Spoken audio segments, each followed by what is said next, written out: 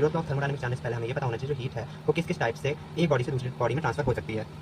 Heat 3 type से एक body से दूसरी बॉडी में ट्रांसफर हो सकती है। पहला है कंडक्शन, दूसरा है कन्वेक्शन और तीसरा है रेडिएशन। कंडक्शन के बारे में, कंडक्शन में जब एक बॉडी दूसरे बॉडी के कांटेक्ट में हो तब हीट ट्रांसफर हो सकता है, लेकिन इसके लिए दोनों बॉडीज के जो टेम्परेचर है उसमें डिफरेंस होना चाहिए। अब हम लोग जानेंगे कंडक्शन में हीट ट्रांसफर होता किस तरह से है। तो हीट ट्रांसफर कंडक्शन में मॉलिक्यूल्स के थ्रू होता है। मॉलिक्यूल्स जो होते हैं वो वाइब्रेट करने लगते हैं, जिसकी वजह से हीट ट्रांसफर होता है। एक मॉलिक्यूल्स दूसरे मॉलिक्यूल्स को कांटेक्ट में होते हैं, तो जब एक मॉलिक्यूल्स वाइब्रेट करता है तो दूसरा मॉलिक्यूल्स भी उसके साथ वाइब्रेट करता है, और वाइब्रेशन से जो हीट ट्रांसफर होती है वही धीरे धीरे आगे बढ़ती रहती है।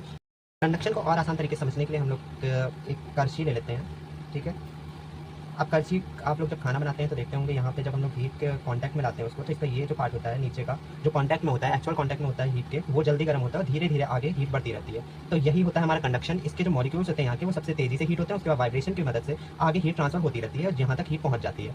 Thank you. कंडक्शन में एक और इंपॉर्टेंट टर्म है कि जो मॉलिक्यूल्स होते हैं वो अपनी जगह से नहीं हटते हैं, वो अपनी जगह पे ही वाइब्रेट करते हैं।